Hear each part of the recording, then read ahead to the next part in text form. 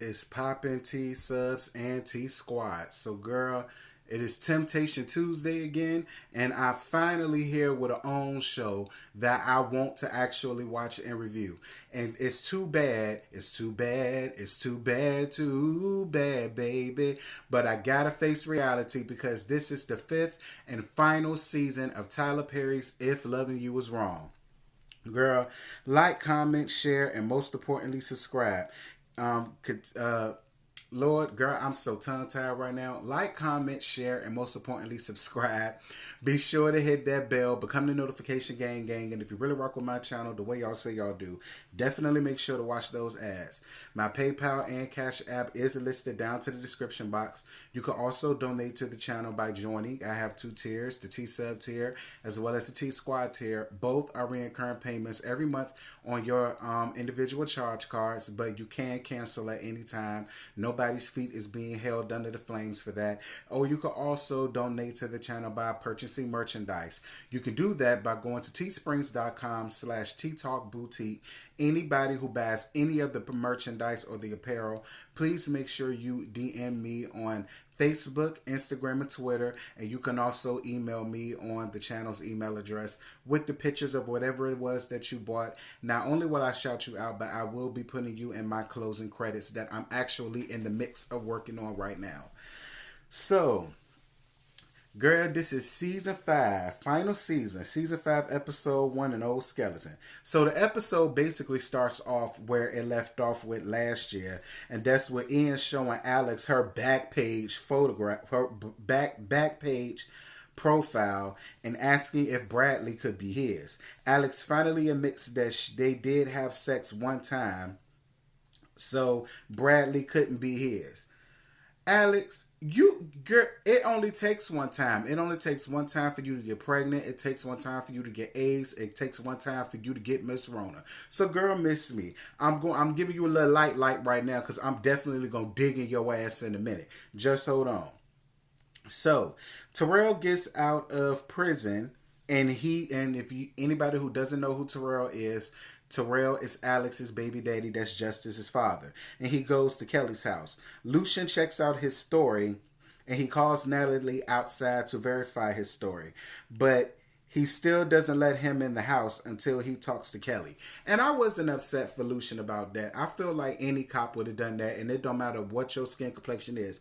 Both of these are black. They both black brothers, and Lucian did the right thing. She like, listen, I can't go off for you because you give me, you think so, or you heard, and this, that, and this. And he's thinking about Kelly. I don't feel like he was wrong for that. He was absolutely right. Like, the boy it's a couple of hours before it's daylight anyway. He can go sleep down to the damn bus station. And my whole thing is, where is the Ain't Black Viv? Because she was playing his mama in the previous seasons when he was still locked up down the Shawshank. Like, why he can't go to her house? Tyler, you know the black Ain't Viv ain't worked since she did this and since she was on the Fresh Prince of Bel-Air. You know this woman need a job. Why he just can't go home to his damn mammy?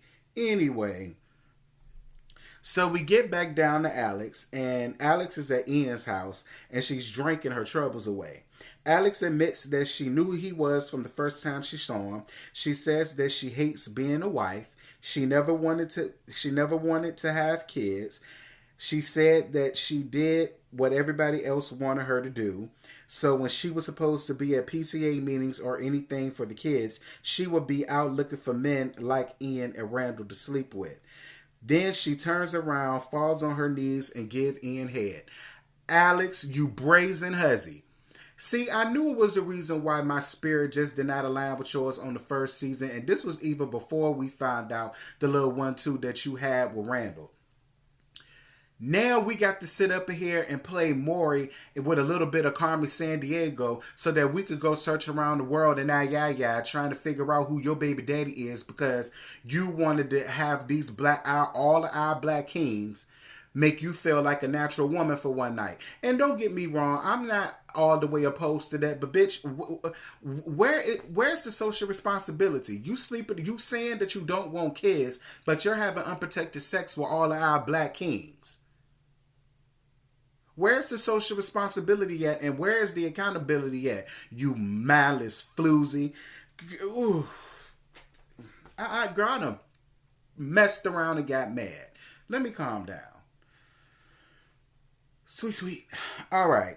So then we see Eddie. And Eddie is at Randall's ex-lawyer's house, and his name is Larry. Larry had bought a guy there to do a little 1-2 for the night, because for those of y'all that don't know, Larry is bisexual and he's into swinging, and something tells me that he and Randall was doing that same shit back in college, and it left Randall, but it never left Larry. And Eddie asked him about what he knows about Andrew and if Andrew is FBI. Tyler, my whole gripe with you is these long, drawn out ass scenes. Like, that whole scene was so late. It was done. It got really dull and dry in the middle of it. Like, I lost interest in it. You know, he's talking around in circles. Eddie's talking around in circles. He flirting with Eddie. Eddie's sitting up here trying to act like he ain't about that life. But we all remember how on second season he was laid up in the bed with that damn transvestite, because that was a far cry from a woman. So, you know, it was like... And this is a good show. But it's when you do things like that, Tyler, is what make people not want to see it. It makes people quickly be disinterested in it. But ain't nothing we could do about it now, child, because this is the last season. But I really want you to get that together, Tyler, because that scene was late. Move it right on along. So we see Rick fine ass, and he asks one of the nurses about the chaplain, but she refuses to give him any information because she's scared of what Travis's church is going to do to her if they ever find out that she was running around here trying to help Kelly out. But he does convinces her, but no, she asks him that, you know, if he takes her out for dinner and some drinks, that she'll go on ahead and lay it all out on the line for him. And for those of y'all who do not know, Travis's parents are the founders of this big, huge mega church down to the Maxine over there, and they have a lot of different connections. And Kelly wasn't the only woman that he went cuckoo for Cocoa Puffs over. Kelly was just the first one to really get that ass together because she killed him. And he deserved every minute of it. But we're going to come back to that sometime down the line in the season or whatever. So the chaplain comes and she gives Kelly a Bible. I really don't know what's in the Bible. We're not going to find that out until the next episode. But she says it was pictures and dates of the different women that Travis also stalked before he started stalking her. And the chaplain gave her that basically to help her case. So now we get down to Bennett. Bennett and his wife are sitting down watching TV, and he checks to make sure that Randall isn't watching his wife anymore. But she tells him that he's not going to stop. And for those of y'all who don't know, last season, Bennett and his wife, they was a new couple that moved down to the cul-de-sac. Bennett's wife is schizo, and she's bipolar. She has to be on her medications, and if she doesn't do her medications, she goes crazy in the brain. And Randall figured that out last season and was doing really simple stuff, messing with that damn woman. God knows why. Made her have a whole psychosis, a whole breakdown. And basically, he found out about it. He found out that Randall was sitting around there being naked and having her watch him naked down to the window because he saw a painting that she painted of him being naked, flashing himself in the window. He went down to Randall's house and tore his goddamn house up, and I was all here for Bennett for that. So I don't know why his wife is worried, because Bennett's show ain't worried. I'm going to tell you who I'm worried about. I am worried about him doing something to Randall. But we going to move on from that. We see Esperanza, and she's Netflix and chilling with Steven, but again, that was a long drawn out ass scene that I could have no parts of. Moving, because y'all know I don't even really see it for Esperanza's character like that on the show anyway. I live for the actress, but I don't live for her character in this show, so that I could have no parts of. Moving right on along.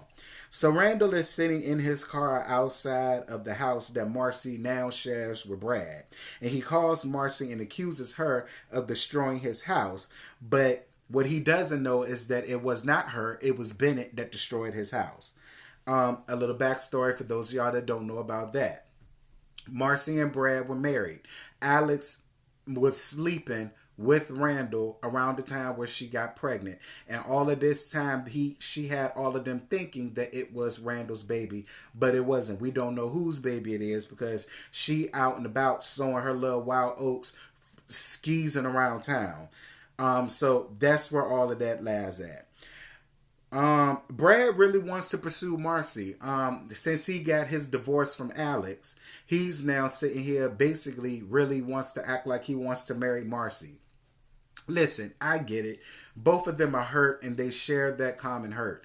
But at the end of the day, I don't bit more believe that Brad and Marcy is ever going to get married than a man up there in that moon. I don't see it. I don't believe it. I don't buy it. Their only connection that they have is the fact that both of her husband was boning his wife. That's the only thing that they got in common with each other. But I'm going to let it be what it is.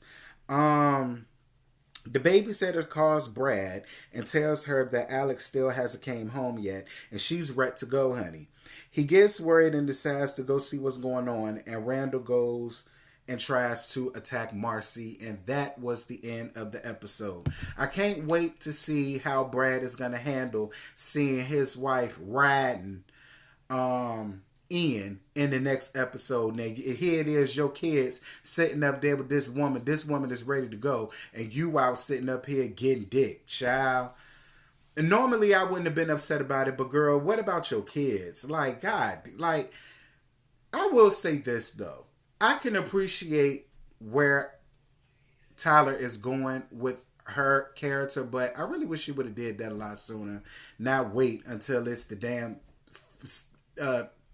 series finale to actually want to give her life and give her a personality. But whatever, that's all I got. I ain't got no more to give you. Y'all drop down in the comments. Y'all let me know what y'all thought about the episode, if y'all even watch it, and if y'all don't watch it, it is not too late. Y'all can catch up on everything on Hulu, but the final season is on now. It comes on Tuesdays at 10 o'clock. If Loving You Is Wrong. It's actually not that bad once you get past all of the long overdone ass scenes, but I'm gonna upload this, slice and splice this, had this out to y'all, and enjoy the rest of my night, and I hope y'all do the same. Until next time, T-Subs and T-Squad, I'm gonna holler at y'all later, girl. Bye.